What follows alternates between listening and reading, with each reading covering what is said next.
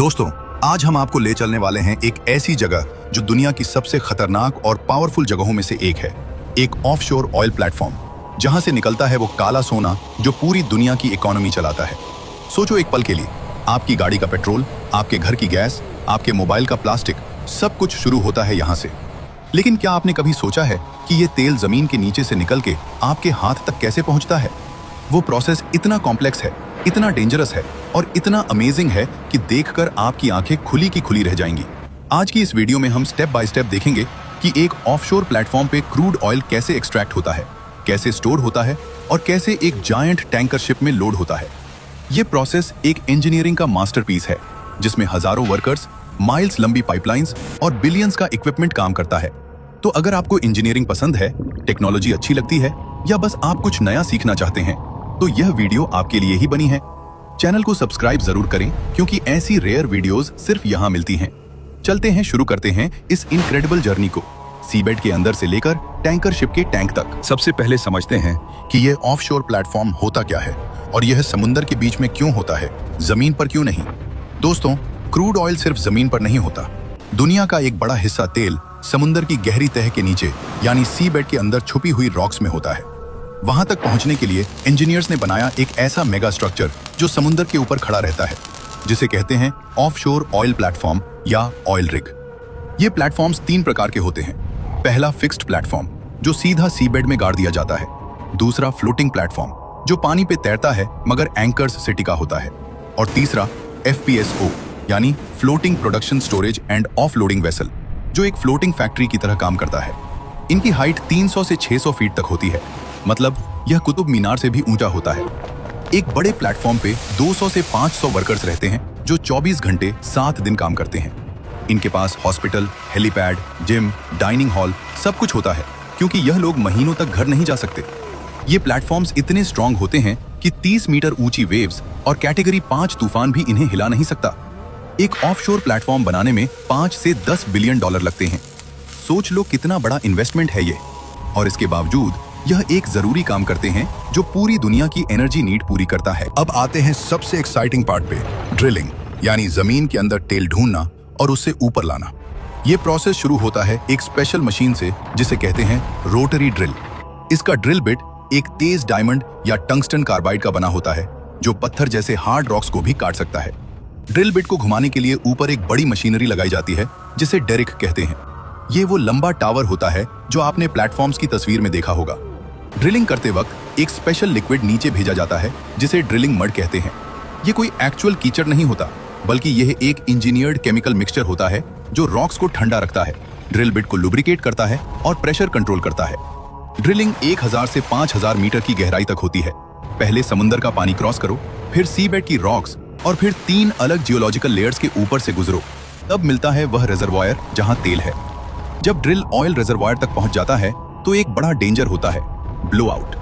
जब underground pressure इतना ज्यादा होता है कि तेल और गैस कंट्रोल के बाहर आ जाते हैं। इसे रोकने के लिए प्लेटफॉर्म्स पे लगता है BOP यानी ब्लो आउट प्रिवेंटर। यह एक मैसिव वाल्व सिस्टम होता है जो इमरजेंसी में पूरी वेल को बंद कर सकता है। 2010 में डीप वाटर होराइजन में यही BOP फेल हुआ था और दुनिया का सबसे बड़ा ऑयल स्पिल हुआ था। एक वेल को ड्रिल करने में 60 से 100 दिन लगते हैं और एक प्लेटफॉर्म में एक साथ 20 से 40 वेल्स ड्रिल हो सकती हैं, अलग अलग एंगल्स पे। जब वेल तैयार हो जाती है तो शुरू होता है एक्सट्रैक्शन का प्रोसेस, यानी तेल को जमीन के अंदर से ऊपर खींचना। और यहाँ एक इंटरेस्टिंग बात है, बहुत बार तेल को पंप नहीं करना पड़ता, क्योंकि अंडरग्राउंड इतना ज्यादा प्रेशर होता है कि तेल खुद ऊपर आ जाता है। इसे कहते हैं नेचुरल फ्लो। जैसे एक सील्ड बॉटल को खोलो तो पानी खुद बहने लगता है। लेकिन जब प्रेशर कम होता है तो यूज करते हैं सबमर्सिबल पंप्स या गैस इंजेक्शन, जिसमें गैस को वापस नीचे डाल के प्रेशर बढ़ाया जाता है।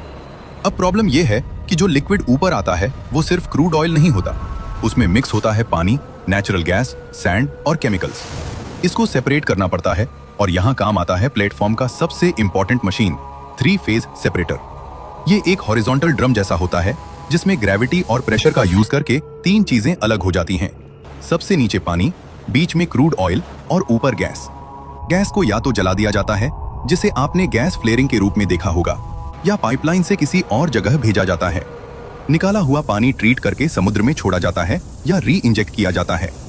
क्रूड ऑयल आगे बढ़ता है फर्दर प्रोसेसिंग के लिए, जहां उसे फिल्टर करके, टेस्ट करके और टेम्परेचर कंट्रोल करके स्टोरेज टैंक्स में भेजा जाता है। एक मीडियम साइज प्लेटफॉर्म एक दिन में 50,000 से 2 lakh barrels crude oil produce कर सकता है। अब क्रूड ऑयल एक्सट्रैक्ट और सेपरेट हो गया। अब सवाल यह है कि इसे कहाँ रखा जाए जब तक टैंकर शिप आए। यहाँ काम आता है FPSO, floating production storage and offloading. ये एक शिप जैसी बड़ी वेसल होती है जो प्लेटफॉर्म के पास एंकर्ड रहती है और एक फ्लोटिंग वेयरहाउस की तरह काम करती है। इसका साइज होता है 250 से 330 मीटर, यानी 3 फुटबॉल फील्ड्स एक साथ, और स्टोरेज कैपेसिटी होती है 1 मिलियन से 2.5 मिलियन बैरल्स क्रूड ऑयल।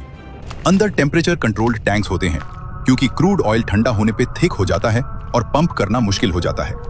हर टैंक पे सेंसर्स लगे होते हैं जो टेम्परेचर, प्रेशर और ऑयल लेवल 24 घंटे मॉनिटर करते रहते हैं, और ये सब डेटा सीधा कंट्रोल रूम में जाता है।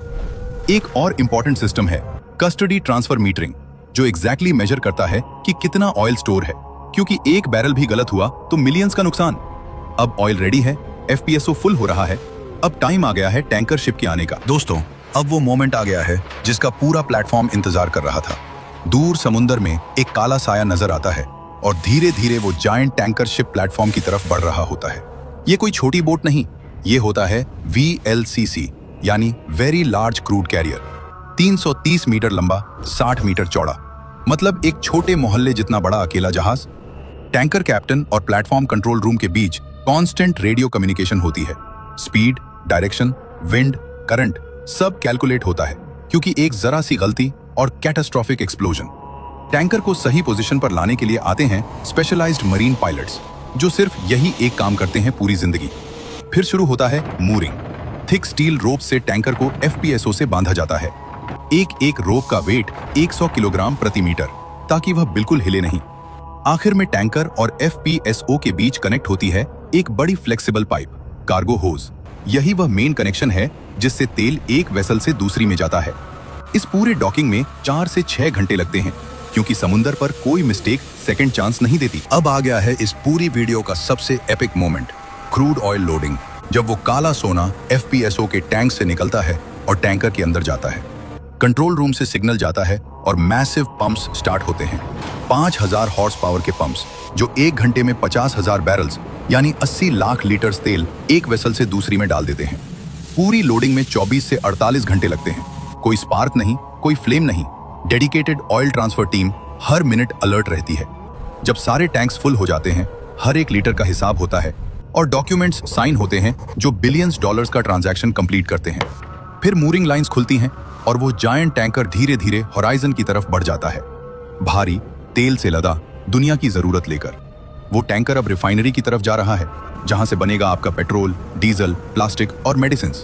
तो दोस्तों, अगली बार पेट्रोल पंप पे एक पल रुक के सोचना उन हजारों वर्कर्स के बारे में जो समुंदर के बीच रात दिन काम करते हैं ताकि आपकी दुनिया चलती रहे।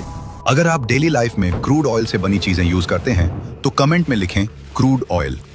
अगर वीडियो पसंद आई तो लाइक, शेयर और सब्सक्राइब जरूर करें। मिलते हैं अगली वीडियो में। अगर आप ऐसी वीडियोस देखना चाहते हैं तो लाइक, शेयर, फॉलो कर लो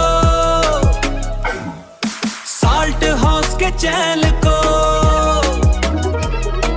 लाइक, शेयर, फॉलो कर लो साल्ट हाउस के चैनल